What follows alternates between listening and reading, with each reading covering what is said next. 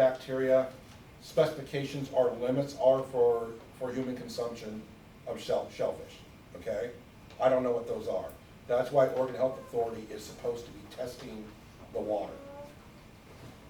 Okay, because there is always fecal tests. If you do any fecal test in the ocean water, and I don't care if it's in the bay or out in the ocean, you're gonna get a positive result.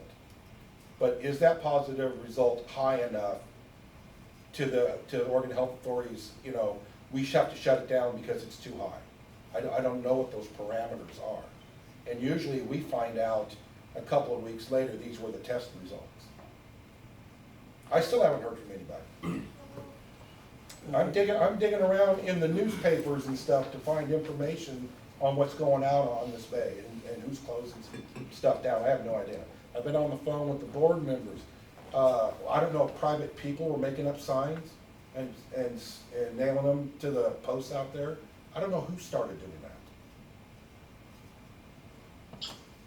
that. This is Mark Wagner speaking. Can you guys hear me?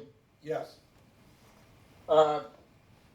Sitting here listening to testimony and this and that and understanding what's going on, you know, obviously this is a huge economic impact, not only on the shellfish growers, but on the community in general.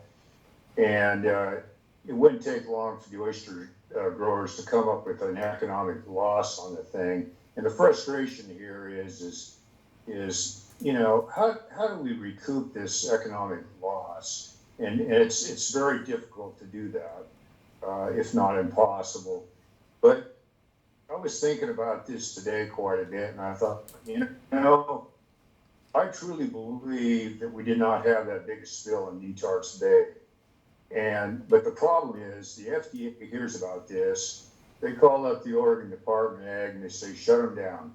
And it could be as much as a 5-gallon bucket that got dumped into the bay. It's just a knee-jerk reaction on their part. Very frustrating for us when I think everybody would agree that, number one, the bay was not contaminated. But when you're dealing with a federal agency like that, calls the shots, it's very difficult to defend yourself. So I started thinking, okay, if I understand correctly, the spill went in the parking lot, and then eventually it made its way down the ramp. I didn't see how big the spill was. I don't know how much got into the bay, but I started thinking, wouldn't it be just wise to come up with sort of a containment plan on how to hold this damn stuff in the parking lot? And I thought, well, maybe we make a 3 or 4 inch berm right where the ramp is at the top and hold the damn stuff in the parking lot. The other thought I had was, and I mean, these sound like simple solutions, and I know you got to work with the DEQ, but would there be a system such that in the event that there was an overflow in a tank or something like that due to a failure, that we had a 3rd or 4th tank on standby that would collect the overflow? Now, shut themselves down automatically when there's a failure. Is that correct? You went out for a minute, but I believe what you asked. So yes, there's an automatic shutdown on these pumps, and we're alarmed immediately.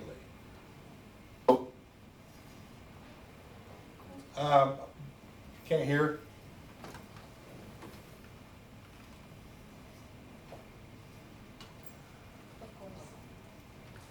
Hang on a second. We lost audio.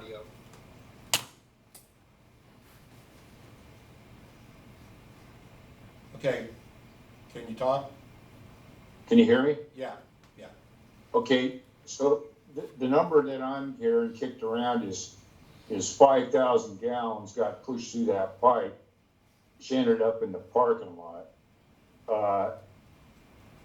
Is there a way that we can contain that 5,000 gallons in that site, whether it's an overflow tank or the parking lot itself? Because you know what happens beyond Netarts won't shut us down. It's simply that one site there at that Netarts pumping station that if something goes wrong, we're in big trouble as shellfish growers. Well, you're using the number of 5,000 gallons, and one, there's no real estate to put a catch basin, I'll be honest with you. And where do you put the catch basin? Where do you know it's gonna fail? Well, Where do you know it's going to fail? right. And I mean, I understand there's a lot of different moving parts here, but is there such a thing that could be engineered to where, if in fact there was a break in the line or a bad seal or something, that pump immediately shuts off, and I'm gonna guess that, the reason the pump's there is because it's trying to empty out the tank itself. But if there was an adjacent tank that was on standby with an overflow pipe, I mean, your guys sound like they get down there fairly quick. That the extra effluent would go into that spare tank. Now the county owns the parking lot, right? Yes, and they actually own where the pump station and bathrooms sit as well. That's all. Okay. It's all county property. Okay, so the county knows that this is a huge economic loss, this 3-week thing. And the other thing I did not mention is, we spend years trying to, build a reputation for having very clean product, and you don't want to lose that. And the county's invested in that as well. Netarts Bay, you can go out and get fresh seafood. It's not contaminated. That's the reputation Netarts has, is that you can just about eat raw shellfish there year round. But I wonder if the county would be interested in giving up some of their real estate to have a spare tank on standby that would take the overflow, because correct me if I'm wrong, but usually people are down there within an hour, correct? We usually have somebody on site within 15, 20 minutes. Okay, so what you don't want is obviously is this sewage spilling anywhere, but could a system be set up or engineered such that it went to a secondary containment system to, I'm just thinking on, my way of thinking is, how do we contain a failure? And I understand that you can't guarantee that there's not going to be a mechanical failure, whether it's a union or a pump or that. I mean, we got to think too about the fact that, someday we might have another little earthquake or something like that, and it might rattle the pipes. And is there a way that, because if you had the overflow going into a spare tank, it would seem to me it would be a lot easier to pump out that spare tank than to go chase this stuff around in a parking lot. This is assuming that you're saying that the break happens in the same spot again. Is that what? Well, I mean, yeah, and I think that's kind of a long shot, but I guess what I'm thinking is, I mean, I know this came from a pipe or a failed gasket, but again, could it be engineered such that if there was a break or a failure in the pipe system, that the pump immediately shut down? My guess is the pumps are working because they're trying to keep those containment tanks down to a reasonable level, because if they don't, they overflow, correct? Yes, that's correct. Okay, so that's kind of correct, but not really. They pump to keep the wet well level down. If those pumps fail, so when you want to talk about containment system, let's say we had a mechanical failure with the pumps, all right? You will not get an overflow into the boat basin parking lot from that wet well that's there. The low point, it will backfill the bay line. So it'll backfill that 12-inch line. This will fill up, and it will backfill this bay line here, this 12-inch line, okay? It will backfill all the way up, and it will run out. The low point is right here at the boat ramp, at the RV park, sorry. Okay, This so is where thousands and thousands of gallons. So that's all at risk, that whole line So from there to the RV park? we've used this for containment before when we've had pump problems, okay? And we bring in trucks, so it would take on flows like we're having right now, okay? Not winter flows and flooding of the road or something like that. It would take 8 to 10 hours to fill this line up before it would discharge. As you probably saw from our response on this one, we don't need 8 to 10 hours to get anything done. Is that the new HDPE line or pipe? This is all concrete. This is HDPE here and HDPE that runs up that's been replaced. The failure was here in the parking lot, okay? But this failure, probably what you're saying is workable to contain it, but what if it was a rupture in the pipe? I'm talking of something that splits several inches. There is no containment. It's gonna look like Old Faithful geyser when it comes out of it. There is no way to put a tank to capture it. You're not gonna stop this water flow. It has a lot of head pressure, and it's gonna empty quickly. Tens of thousands of gallons will empty quickly. But Dan, we don't have that situation now, and these folks didn't have that situation. What they have is one where perhaps some kind of a berm that circled the boat ramp around, so that a minor spill wouldn't get to the boat ramp, but boats could still get over. I don't feel like that's such an unreasonable thing to explore with the county. It won't do anything about a big fish or blow. They know that, they get that. And you're doing everything you can to prevent that, and it hasn't happened. But what they're saying is they had this massive impact on their economic level from what was a really small spill, that if they're asking for ways for us to explore looking at trying to keep this kind of minor spill from giving them a 3-week thing again in the future, that's not unreasonable for us to look at seeing with the county, some kind of a small barrier around that. 'Cause that's We're not taking into consideration though, Jerry, the amount of pressure that comes out of these pumps and lines when they do have a failure. There wasn't this time. If right? you looked at the grass, you would see the flow, how hard when it pumped. I mean, it looked like it flooded that grass area before it went over. Okay, I mean, I might not be. I appreciate your consideration, and I would love to walk out of here feeling like some conversation like that would continue here. We would explore. There's no downside to us exploring that. Yeah, I think So- that's I true. appreciate that. so I've contacted our engineering firm so that we can also meet and figure out if there's something else we can do. Using their terms, more belts and suspenders to it, add more redundancy to the system. We are now ordering parts for the control panel to be more sensitive to the flow pressure fluctuations when you do start to have a leak or something like that. So we're not sitting idly by and saying, oh, well, we'll put the cap on the pipe and then we're gonna walk away from it. We're already starting upgrades for the monitoring system in there.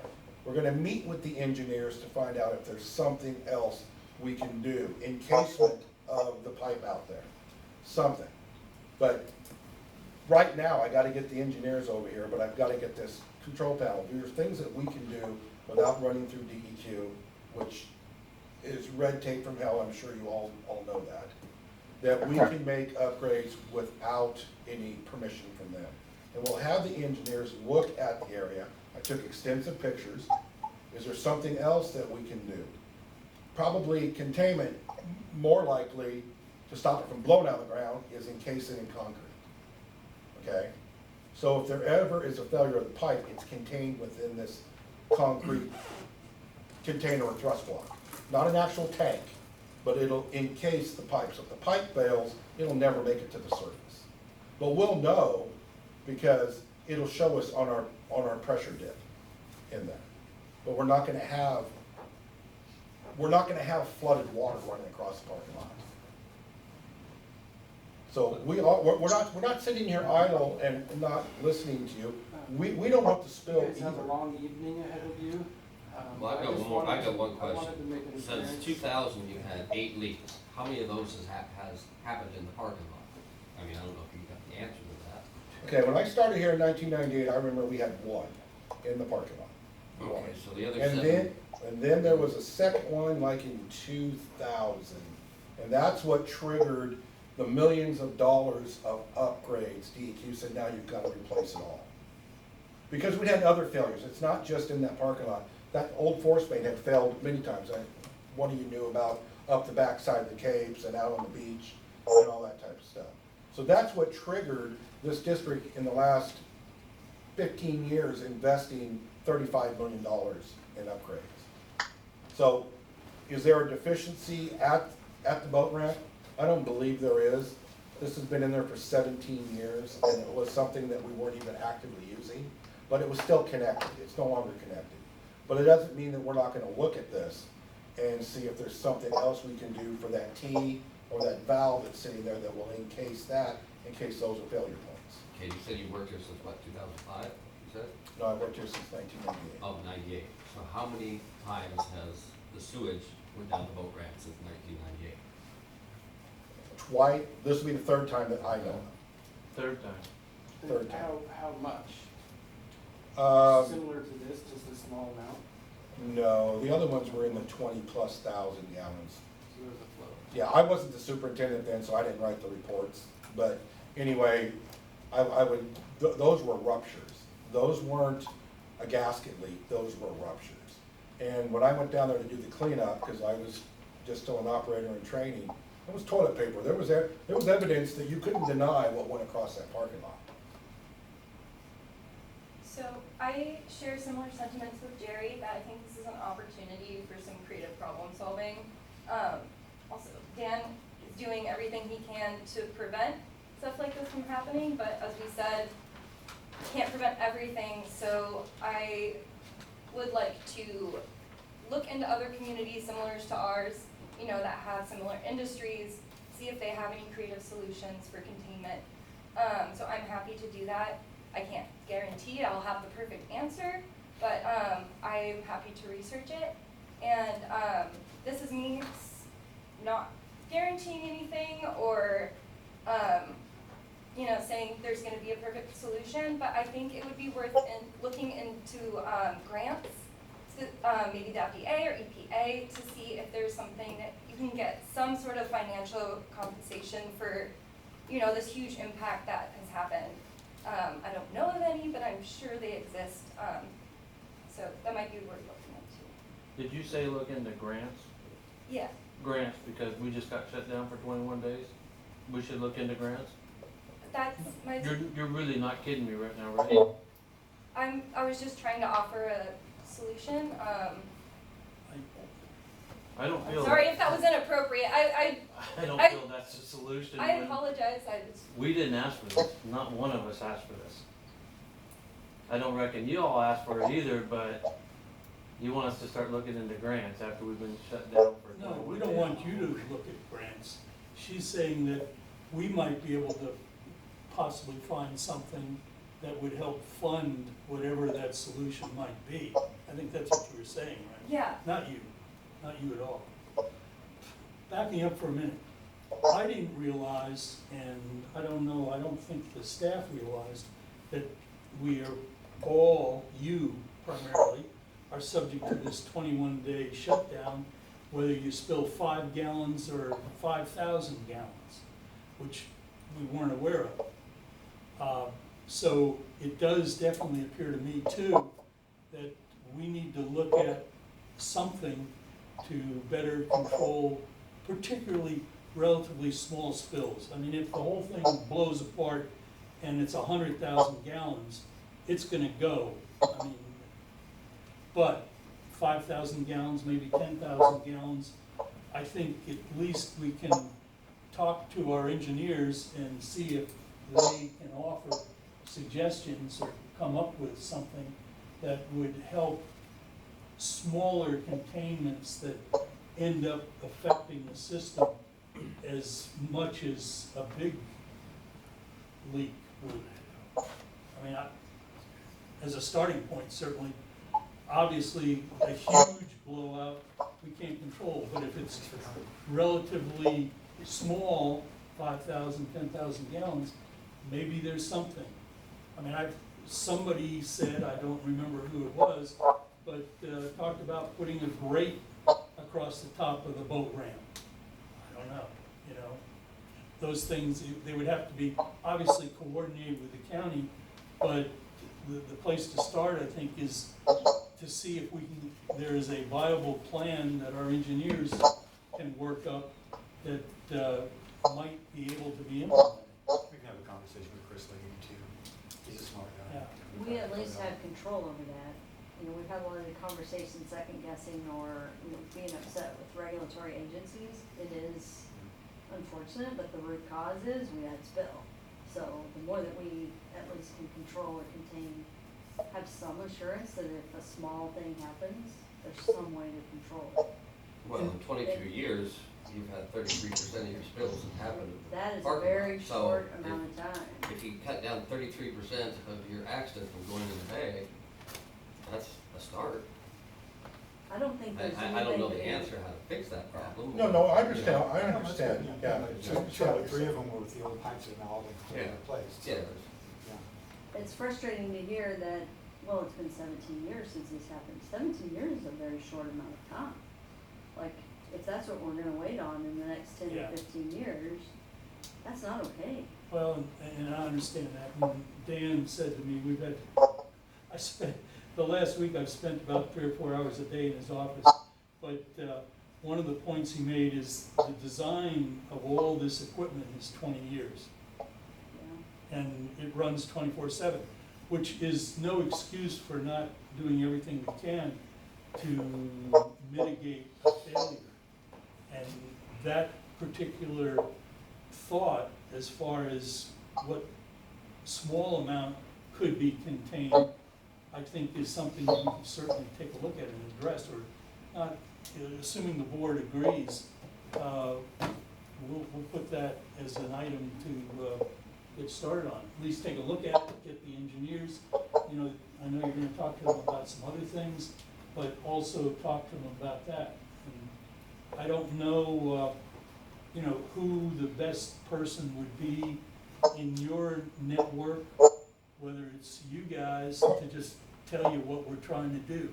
Tamara probably is the best person, but, you know, when we say, yeah, we got engineers coming to take a look at it, and they're gonna share with us some ideas, but sort of keep you advised that it is something that we wanna work. We have all banked our future on Netarts Bay remaining that pristine, gorgeous estuary that it is, and our oysters are doing their best to keep it clean, and so are y'all. So let's figure out how to keep that going, and I would love to be part of. So I got a question, I'm struggling a little bit here with the system, so on the push side of the pump, it goes up to, it goes up the hill, correct? Yes. Yeah. Yes. Okay, so that's where your head pressure is then when it's pushing it up the hill. Yeah, so if you have a failure in the line and the pump shuts down, you still got that back pressure coming down the hill, pushing it out of the line itself, correct? Yes, on a failure, that would be, yes, that's correct. So,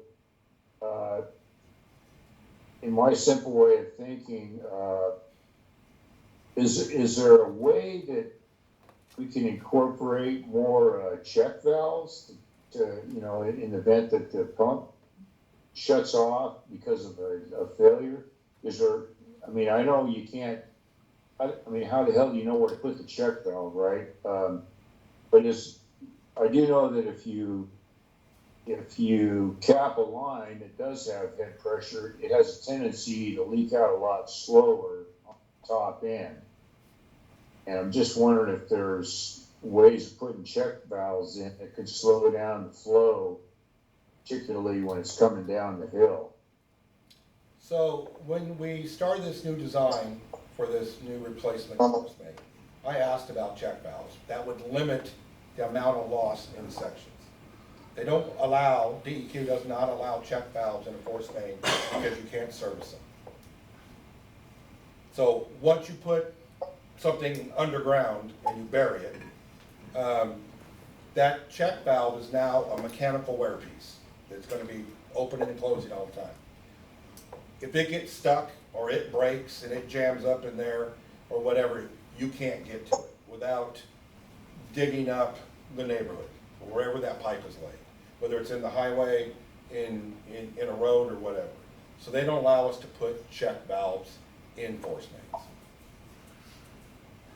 We can put shut-off valves in, which we're allowed to keep the shut-off valve in Netarts down there at the boat launch. But that's mechanical, and you have to show up once you know what's going on, and you have to shut that valve off. And we have one also at Happy Camp Pump Station that we can shut off the main there and drain it back to that pump station. I got a question that really is bugging me. You were talking about if you had to back that pipe up, it would go up towards the RV park, right? What What happens if that pipe explodes? Explodes? Yeah, what happens if we had a geyser coming out of that pipe? We'd be closed down for Out 21 of the- days. Well, I'm thinking maybe 42. So you're talking about If you had a the gravity line. catastrophic spill, say 325,000 gallons of sewage went into Netarts Bay, what happens? Besides us getting shut down for 21 days. No, I'm trying to follow because there'd be no pressure in I'm not the telling, bay line. okay, tell me if a pipe that has pressure on it exploded and you dumped 325,000 gallons of sewage into the bay. That would be a catastrophic spill, wouldn't it? That would be catastrophic. And it would probably kill a lot of our oysters. You carry any sort of liability type insurance for something like that? We have liability insurance. It just seems like that's the most pristine bay in the state of Oregon, and the way you're talking is like, well, 5,000 gallons doesn't matter, but I just don't understand that. If there's 350,000 gallons, there's gotta be, somebody's gotta be liable for it.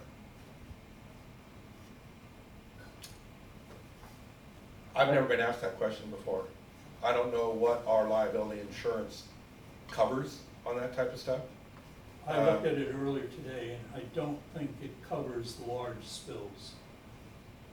You don't have, so say we lose $20 million worth of oysters. Well, it also goes back to the state. They said they had no funds, I think. They told you that. Did that cover that sort of thing?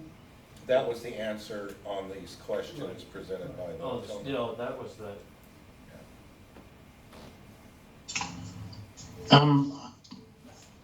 Dan, can you hear me? This is Barry. Yeah, I hear you, Barry. Okay, I don't know if the system's working, but first off, I know that this is as a community, most of us and all of us out here appreciate the sewer district. If we didn't have you, we wouldn't have a community. And yeah, I think we had the last big major failure at the pump station down there in 2007 when we had the generator fail or a transfer switch. And I think you guys and Zwalds were able to pump for 14 days straight till it got repaired and did not have a failure into the bay that time. So a lot of the spillage, or when there is a spillage, as owners of businesses, we rely on, the oysters. The oysters rely on the water. It's a farming industry, and whether there's crop insurance, that this 21 day may be that wake up call or that lesson for all of us. You can buy what's called loss of insurance or loss of income insurance, and if crop, if this may fall underneath a farm or an ag business, which harvesting oysters is, it might be something that in general, losing, $20,000-$40,000 in this 3-week period could be a drop in the bucket compared to what you have out there. So I don't know if anybody's looked into ag insurance for your crops. As a restaurant owner, I mean, we've been trying to field the general public, and when this stuff gets out, Facebook spreads like wildfire, bad publicity pops up for all of us. And so we appreciate you containing and your staff working 24/7 to keep the public and our lives. Most of us don't realize what happens when we flush the toilet. So, but that being said, there's still a huge loss that all of you farmers here today are suffering. And as a restaurant owner and people that eat oysters, where are they coming from? We want everybody safe. People will point the finger fast and be sick from nothing. I don't know if I have any more to add to that, but just, again, I know it's not an easy task, and Mark may be onto something about maybe putting an underground spare storage tank in underneath the parking lot that you could have a place to dump to in an emergency and pre-plan. There's lots of land there. And the question is, would there be too much floating pressure on a large tank that would just push itself out of the ground? We fought the groundwater every day for 4 days while we were down there to get in Yeah. and make the repairs. There's a tremendous amount of groundwater. I have a question, and it's not to insult anybody in the room. Our job is we have to test and prove to DEQ something's disinfected or not infected to a certain level.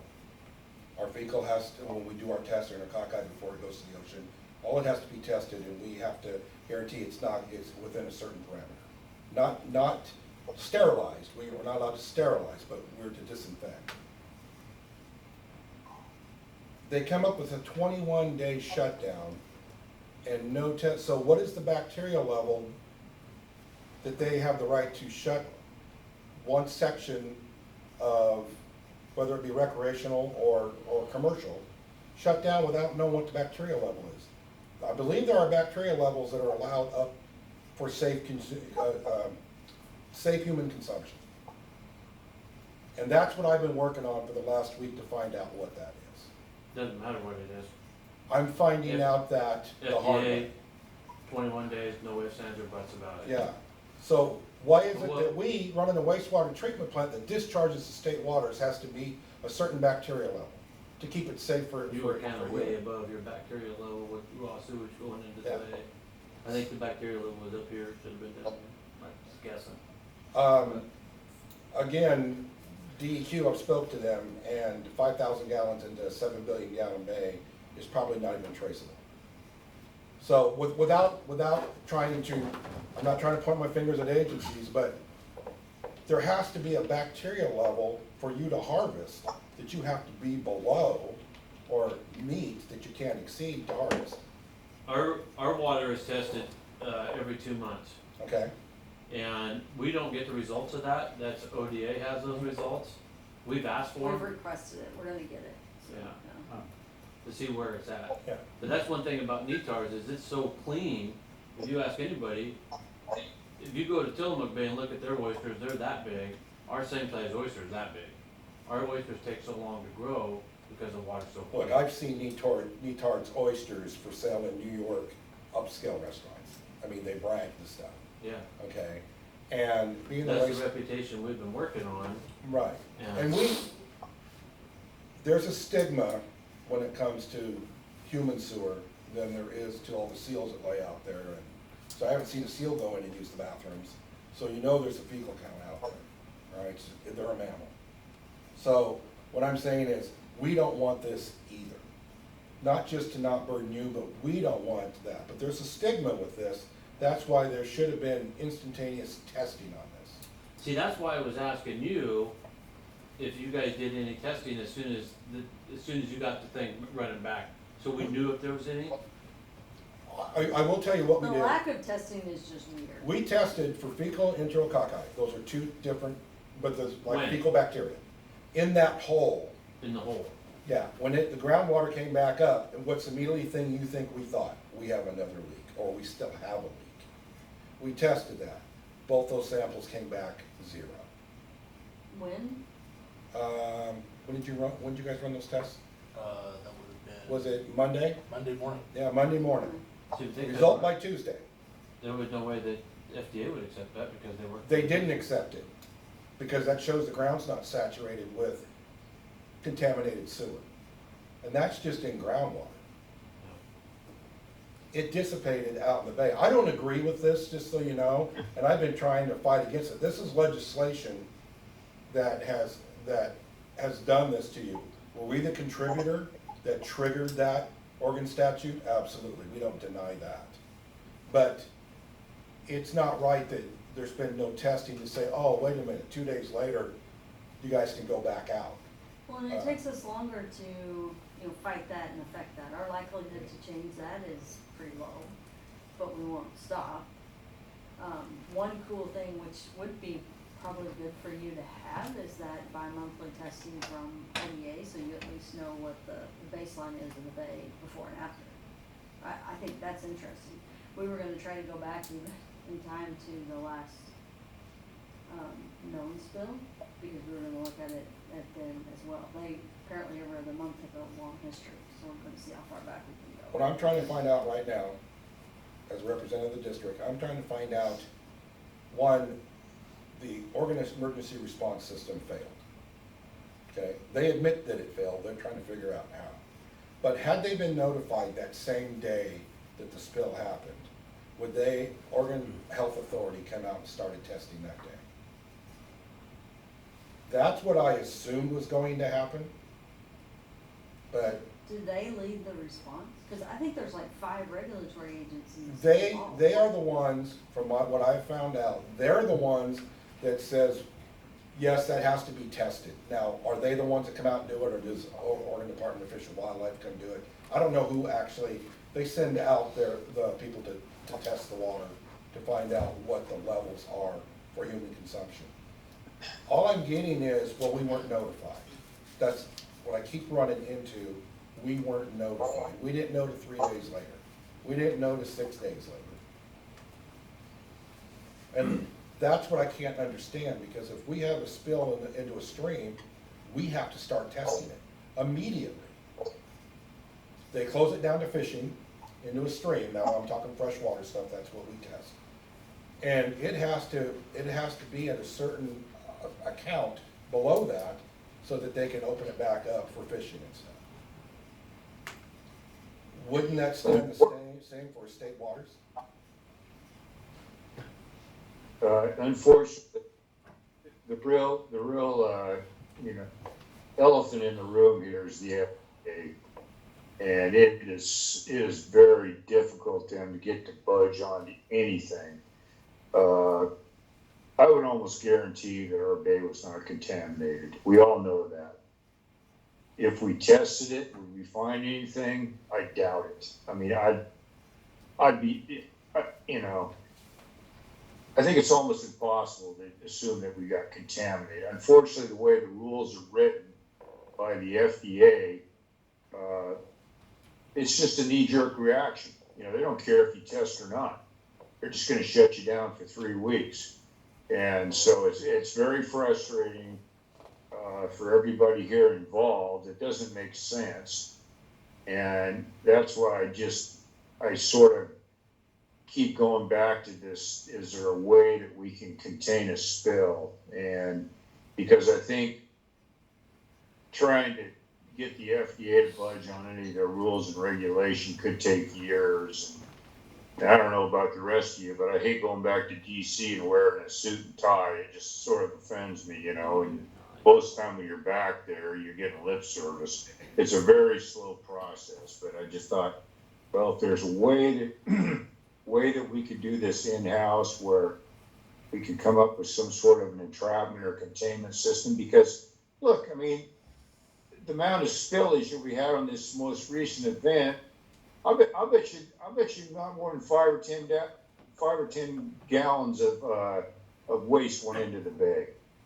I mean, but as soon as the FDA hears there's a spill, boom, they call, Oregon Department of Ag. Next thing you know, you got 21 days of trying to sweat out how you're gonna make a living. And so, anyway, Did anybody read the responses that was sent in? Okay. This is the one that really made me start making phone calls to find out. The question was, is the bay being tested daily? By what agency or agencies? What contact recreation? And DEQ's answer was the amount spilled that actually reached the water is quite small relative to the body of water and is unlikely to present a risk to the environment. That was what I was quoting. And I gave that to ODA. That was DEQ's assessment. They said it's a mandatory 21 days. I said, even if the water tests clean, it's still 21 days. And they said, yes, it's 21 days. The understanding that I have is there's a virus, and I'm not a scientist or a doctor, but there's a virus that lives in salt water for up to 21 days. And I don't know what virus it is. But they can't test, what I was told is they can't test the oyster itself on the west coast.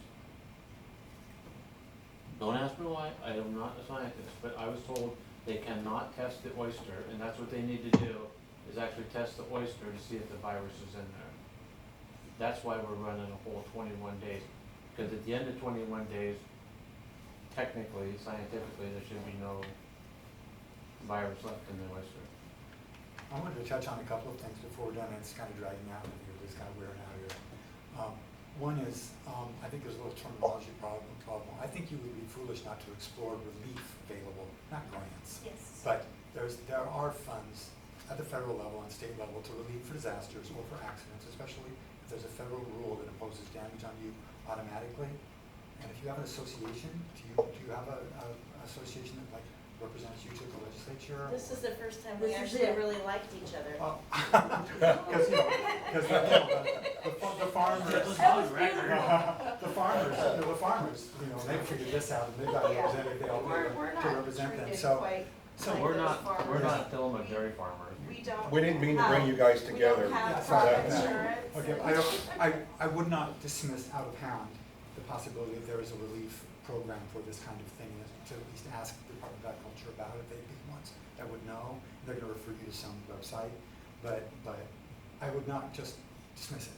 There may actually be something this happened before to other people, and someone figured out a way to get some relief to you. The second thing is, and this is, we're sitting here appreciating the hell out of what's happening to you. Thank you for conveying it so effectively. You're the right place for you to come and convey it, but there's other people who need it too.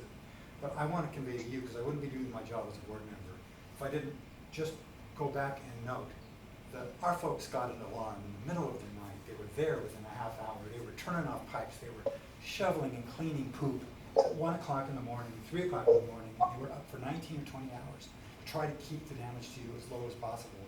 And I wouldn't be doing my job as a board member if I didn't also highlight that in this meeting, that it isn't like they were sitting around shooting bonbons and wondering what was going on. They got up in the middle of the night and did everything they could. Thank you for that. So I'm not saying you're ungrateful. I'm just saying while we're sharing everything that happened that night, I want that to get lost in the shuffle. And I haven't said much, so maybe I'll make a statement here. I grew up in Happy Camp when Happy Camp was a tent city. And so I've been around this bay for a long time. And one of the reasons I became a board member was at one point we had to make a decision as a community of what we were going to do about sewage. Because the system prior to what we just got done developing was ready to fail at any moment. It was in bad shape. And I don't know how many millions of dollars the community has spent in fees, but it's a lot. And we will do everything we possibly can to take a look at the containment issue, to see if that's even in some reality somewhere. We have an engineering firm that helps us make those decisions. So I'd support that, and it's too bad. What can I say? I don't know. I used to work for Mark Whitmore, so I know what that's like. But right now, you know, septic tanks pass the system. People need to make sure their septic tanks are working good. That's a whole nother thing, but we definitely will take your guys' concerns and, you know, take it hard. Maybe next time you call Oregon Emergency Response, maybe tell them that they can only 5 or 10 gallons, but they're like, you didn't see that, we cleaned it all up in the parking lot. Yeah. Well, I think that we need to look at the legislation that's been written, because the legislation should be written as science-based and nothing else. Everything that they make us comply under is science-based, everything. Testing, testing, testing. When would you expect to get DEQ's report back? Generally, it's about 2 weeks, generally. If it's something minor, it'll be a couple of weeks. If it's something that they need to do external review on, which I kind of doubt on this, due to how it failed and what failed, and then what we did to fix that. I'm thinking 2 weeks, but it's already been, what, 10 working days?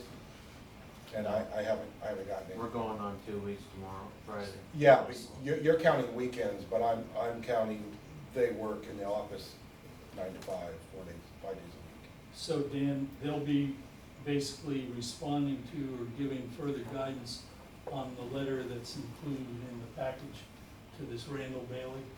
Is that what you're talking about? Yeah, I'll receive something from, I don't know if it'll be from Randall Bailey, I'm assuming it will be, it usually is, or it'd be David Cole would respond with any recommendations or requirements that we have to make changes. And we can certainly share that with you folks and whatever they tell us we need to do, if anything. And that letter is in the package that you have.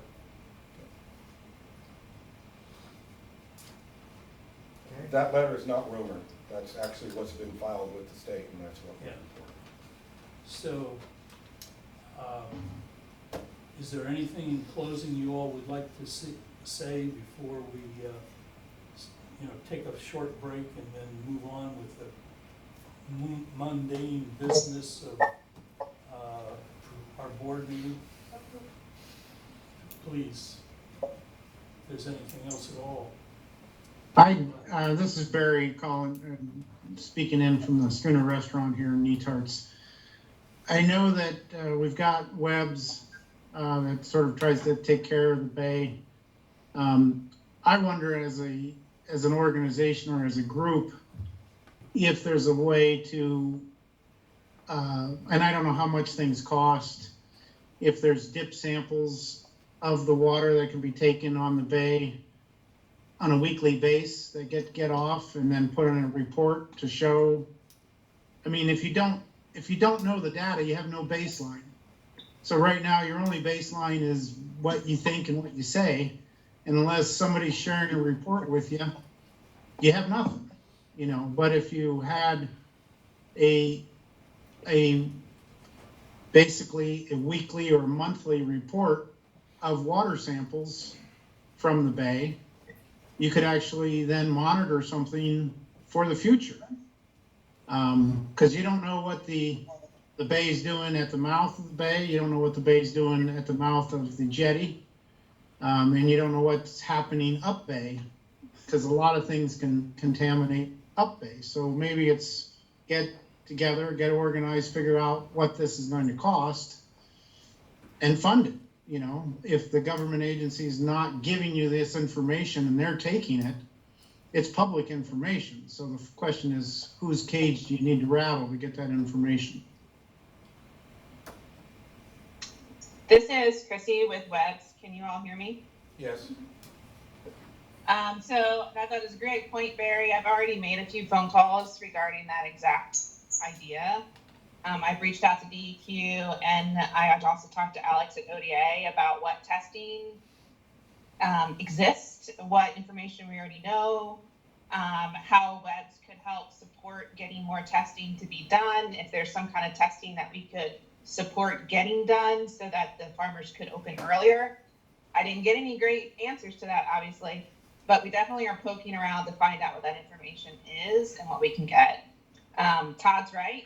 There isn't a test available to West Coast oysters that would allow them to test for the nanovirus that they're most concerned about to open the bay earlier. He's right about that. There just simply isn't a lab that can do the test, and there's a bunch of FDA regulations and all these things that you're hearing. These are accurate.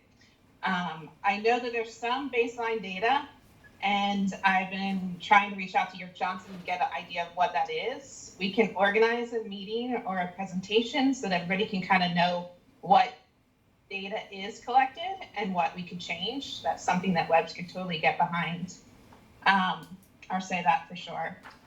But we are happy to try and figure out what is happening and what we can support to happen further, as kind of what I've already been doing. So I'm really interested in the communication plans and kind of getting together on all of this. So I'm really curious what DEQ will say to NOSD and get that feedback from you guys. I'd like to see kind of this robust water quality plan, communications plan, how we can help in those areas, and just make sure that we can respond better next time. Totally Newport seemed to have a much better system in place, and I've already had a few conversations to kind of figure out how they had that or what brought that on in the first place. So anyway, just some rambling thoughts there that I wanted to share. Thank you. No, I think that's great, Chrissy, thanks. And you guys are welcome to, host that, set that up at the schooner.